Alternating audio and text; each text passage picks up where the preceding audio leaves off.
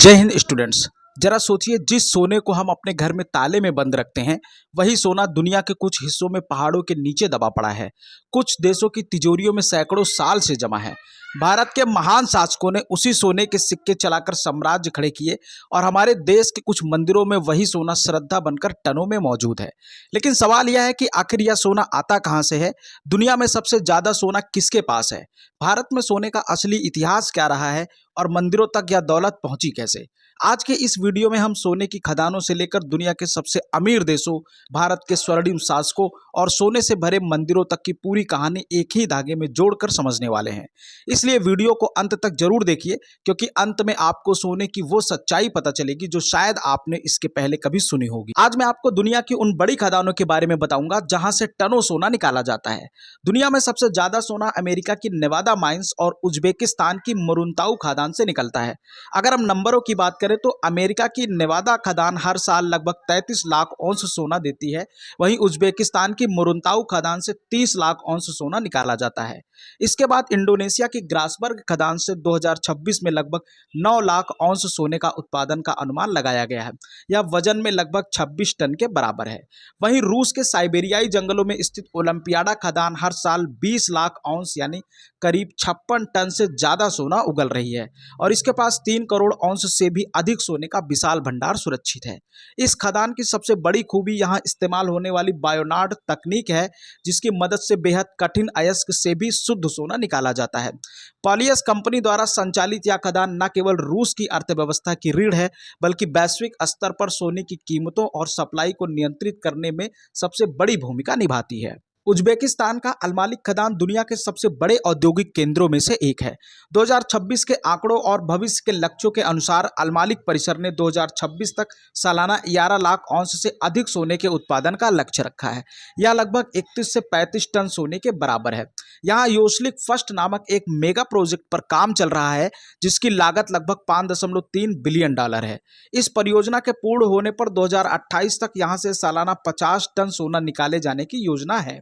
दुनिया के अलग अलग कोनों जैसे इंडोनेशिया, कजाकिस्तान, घाना, माली और कांगो में सोने का भारी उत्पादन होता है। कनाडा की डेटूर लेक और मलार्टिक खदानें हो या ऑस्ट्रेलिया की बेडिंगटन, हर जगह जमीन के नीचे से कीमती धातु निकाली जा रही है। अब अगर अपने देश भारत की बात करें तो यहाँ फिलहाल सोने का उत्पादन बहुत कम है, लेकिन हमारे पास खजाने की कमी नहीं है। कर्नाटक की हट्टी गोल्ड माइंस आज भी भारत की सबसे बड़ी और चालू खदान है। हट्टी गोल्ड माइन कर्नाटक के रायचूर जिले में स्थित है। आपको जानकर हैरानी होगी कि यह खदान आज के समय में भारत की इकलौती ऐसी जगह है जहां से बड़े पैमाने पर सोना निकलता है।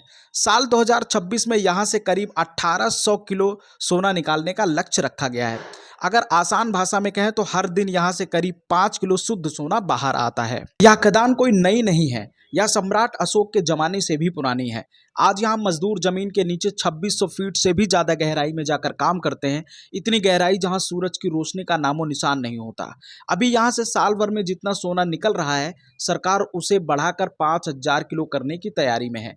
वैज्ञानिकों का कहना है कि यहाँ जमीन के अंदर 1 करोड़ 60 लाख टन ऐसी मिट्टी और चट्टानें दबी हैं जिनमें से सोना निकाला जाना बाकी है। जबकि भारत की सबसे मशहूर सोने की खदान केजीएफ यानी कोलार गोल्ड फील्ड की कहानी और भी रोमांचक है। एक समय था जब केजीएफ को छोटा इंग्लैंड कहा जाता था। पिछले 121 सालों में यहाँ से कुल 800 टन मतलब 8 लाख किलो से ज्यादा सोना निकाला जा चुका है। दुनिया की सबसे गहरी खदान केजीएफ की चैंपियन रीफ खदान जमीन के अंदर 3 किलोमीटर से भी ज्यादा गहरी थी। उस समय यह दुनिया की सबसे गहरी खदानों में से एक थी, जहां गर्मी इतनी ज्यादा होती थी कि बिना बड़े एयर कंडीशनर के काम करना नामुमकिन था। आपको जानकर गर्व होगा कि केजीएफ को बिजली देने के लिए ही 1902 में शिवना समुद्रम में एशिया का सबसे पहला जल विद्युत प्लांट लगाया गया था। यानी बेंगलोर से भी पहले केजीएफ में बिजली आई थी, लेकिन साल 2001 में सरकार ने इसे बंद कर दिया। कारण यह था कि 3 किलोमीटर की गहराई से सोना निकालना बहुत महंगा पड़ रहा था। जितना सोना निकल रहा था उससे कहीं ज्यादा उसे निकालने का खर्चा आ रहा था। 2026 में भारत सरकार केजीएफ को फिर से शुरू करने की योजना पर काम कर रही है। वैज्ञानिकों का अनुमान है कि पुरानी खुदाई के बाद बची हुई मिट्टी में आज भी लगभग 30,000 करोड़ से ज्यादा का सोना छिपा हो सकता है। सरकार अब नई तकनीकी से इस मिट्टी से सोना निकालने के लिए टेंडर जारी करने की प्रक्रिया में है। फिल्म केजीएफ में जो दिखाया गया है वह काल्पनिक है, लेकिन हकीकत में भी यह जगह भारत के लिए किसी खजाने से कम नहीं थी। इसके अलावा आंध्र प्रदेश के रामगिरी, उत्तर प्रदेश के सोनभद्र और झारखंड की कुंदेर कोचा जैसी जगहों पर भी सोने के भंडार मौजूद हैं। हैरानी की बात तो यह है कि बिहार के जमुई में भारत के कुल सोने का लगभग 45% हिस्सा दबा होने का अनुमान है और राजस्थान के भूकिया जगतपुरा में भी बड़े भंडार मिले हैं।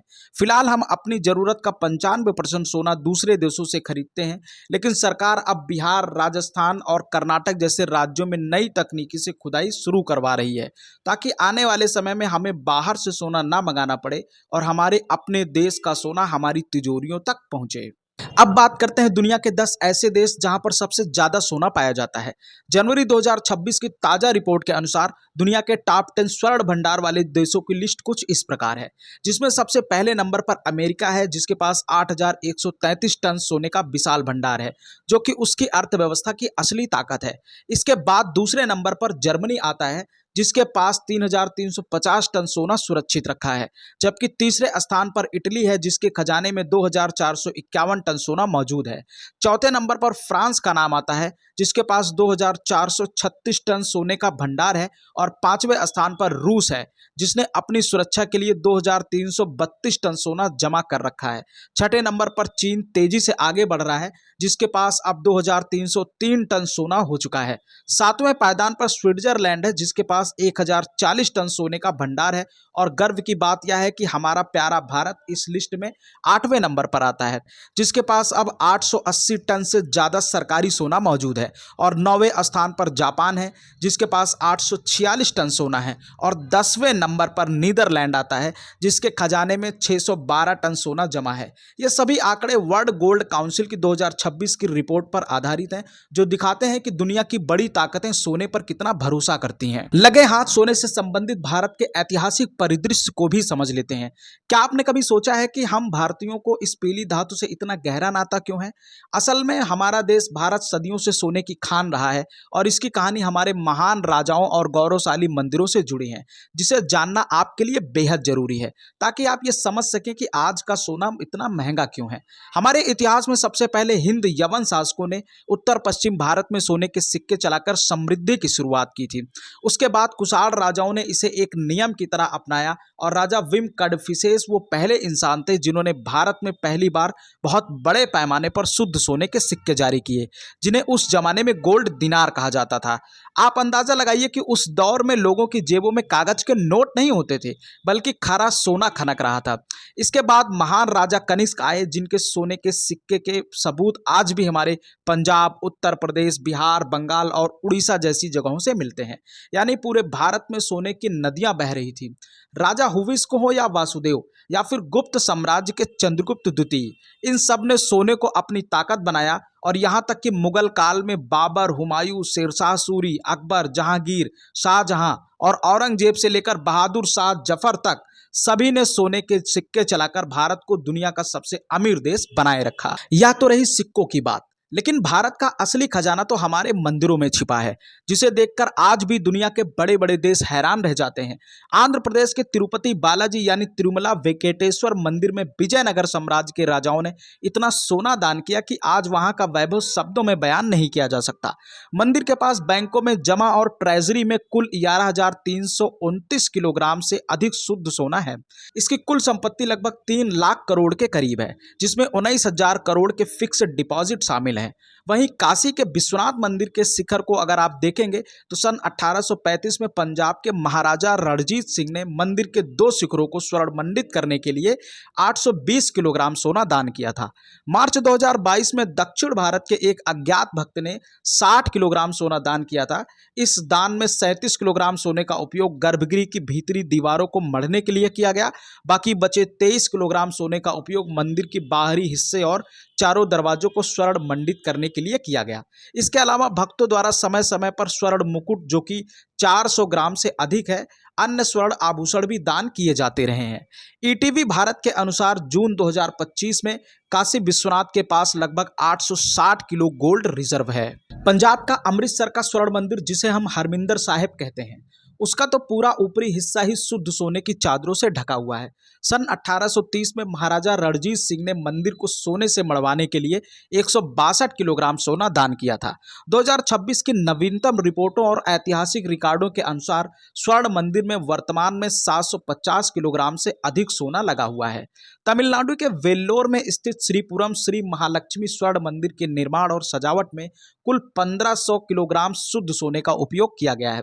मंदिर के गर्भगृह में स्थित देवी महालक्ष्मी की मुख्य मूर्ति भी लगभग 70 किलोग्राम शुद्ध सोने से बनी है। कुछ मीडिया रिपोर्ट्स और स्थानीय दावों में यह आंकड़ा 15,000 किलो तक बताया जाता है, लेकिन आधिकारिक तौर पर मंदिर ट्रस्ट और सरकारी रिकॉर्ड्स 1500 किलोग्राम सोने की ही पुष्टि करते हैं। राजस्थान के अजमेर में स्थित सोने जी की नसियां, जो कि सोने की नगरी के रूप में जाना जाता है, मंदिर के स्वर्ण कक्ष में अयोध्या नगरी का चित्रण करने और विभिन्न आकृतियों को स्वर्ण मंडित करने के लिए लगभग 1000 किलोग्राम सोने का उपयोग किया गया है। मंदिर के मुख्य आकर्षणों में से एक सोने की अयोध्या है, जिसे बनाने में भारी मात्रा में गोल्ड फॉइल का उपयोग किया गया है।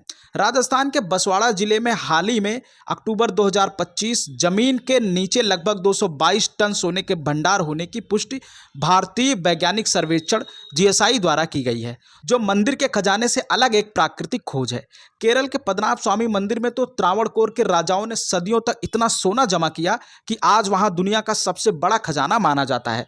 मंदिर में कुल 6 तहखाने हैं, ABCDEF। 2011 में जब तहखाना एक खोला गया तो उसमें 18 फीट लंबी सोने की चैन, सोने के बोरे और प्राचीन सिक्के मिले, जिसकी कुल कीमत 1 लाख करोड़ थी। अन्य तहखाने CDEF समय समय पर धार्मिक कार्यों के लिए खोले जाते हैं और इनमें उत्सवों में उपयोग होने वाले सोने के आभूषण और बर्तन रखे होते हैं। तहखाना भी अभी भी पूरी तरह से बंद है और इसे शापित या रहस्यमयी माना जाता है। विशेषज्ञों का अनुमान है कि इसमें मौजूद खजाना खुले हुए सभी तहखानों की तुलना में कहीं अधिक हो सकता है। अनंत पद्मनाभ स्वामी मूर्ति कड़ु शर्करा योगम से बनी है, लेकिन इसे सजाने के लिए उपयोग किए जाने वाले सोने के आवरण और आभूषणों का वजन सोशल मीडिया के हिसाब से 7800 किलो है। 2026 की विभिन्न रिपोर्ट के अनुसार मंदिर के सभी भूमिगत तहखानों में कुल मिलाकर लगभग 1500 टन से अधिक सोना होने का अनुमान है। मंदिर के ज्ञात खजाने का अनुमानित बाजार मूल्य लगभग 1.8 लाख करोड़ से अधिक है। यदि इसकी ऐतिहासिक और सांस्कृतिक कीमत जोड़ी जाए तो यह कई खरबों में हो सकती है। तमिलनाडु के चिदम्बरम में स्थित थिल्लई नटराज मंदिर अपनी अनूठी वास्तुकला और विशेष रूप से अपनी सोने की छत के लिए प्रसिद्ध है। छत पर कुल 21,600 सोने की प्लेटें लगी हुई हैं। धार्मिक मान्यता के अनुसार यह संख्या एक स्वस्थ मनुष्य द्वारा एक दिन में ली जाने वाली सांसों की कुल संख्या को दर्शाती है। इन प्लेटों को जोड़ने के लिए 72,000 सोने की कीलों का उपयोग किया गया है। यह संख्या मानव शरीर में मौजूद कुल नाड़ियों का प्रतीक है। सभी सोने की प्लेटों पर पवित्र पंचाक्षर मंत्र नमः शिवाय लिखा गया है। हालांकि मंदिर ट्रस्ट द्वारा सोने का कुल वजन सार्वजनिक रूप से घोषित नहीं किया गया है, लेकिन 21,600 प्लेटों और 72,000 किलो को देखते हुए इसके विशाल भंडार का अंदाजा लगाया जा सकता है कि सोना कई सौ किलोग्राम हो सकता है। इस मंदिर की छत को स्वर्णमंडित करने का श्रेय मुख्य रूप से चोल राजा परांतक प्रथम को जाता है, जिन्होंने इसे स्वर्ण मंदिर बनाने के लिए भारी मात्रा में सोना दान किया था। बाद में आदित्य चोल प्रथम और अन्य राजाओं ने भी इसमें विस्तार किया। तो स्टूडेंट्स, सोना हमारे लिए सिर्फ गहना नहीं है, बल्कि यह हमारी बरकत है। हमारे पूर्वजों ने इसे इसलिए सहेज कर रखा ताकि बुरा वक्त आने पर देश का स्वाभिमान बचा रहे। आज जो महंगाई आप देख रहे हैं वो असल में इस ऐतिहासिक धातु की असली कीमत है, जिसने हजारों सालों से अपनी चमक फीकी नहीं पड़ने दी। इसलिए जब हम सोने की महंगाई की बात करते हैं तो हमें यह याद रखना चाहिए कि यह वही सोना है जिसने भारत को सोने की चिड़िया बनाया था, और आज भी यह हर भारतीय परिवार की सबसे बड़ी सुरक्षा और पूंजी है। अगर पूरे वीडियो को एक लाइन में समझे तो साफ दिखता है कि सोना सिर्फ एक धातु नहीं है, बल्कि शक्ति, सत्ता, अर्थव्यवस्था और आस्था का प्रतीक रहा है। खदानों से निकला यही सोना कुछ देशों के लिए आर्थिक ताकत बना, भारत के शासकों के लिए साम्राज्य की नींव बना और हमारे मंदिरों में लोगों की आस्था और विश्वास का रूप ले लिया। आज भी दुनिया की अर्थव्यवस्था सोने के इर्द गिर्द घूमती है, और भारत जैसे देश में सोना सिर्फ धन नहीं बल्कि संस्कृति और परंपरा है। इसलिए जब हम सोने को सिर्फ गहना समझते हैं तो हम उसकी असली कहानी का बहुत छोटा सा हिस्सा ही देखते हैं। असली कहानी तो खदानों से शुरू होकर तिजोरियों, राजाओं और मंदिरों से होते हुए आज हमारे भविष्य तक जाती है। और अगर आपको ऐसी ही गहराई से समझाई गई सच्ची और दमदार जानकारियाँ पसंद आती हैं तो आप हमारे चैनल फर्राटा फिजिक्स को जरूर लाइक करें, सब्सक्राइब करें और शेयर करें। जय Hind and thank you so much.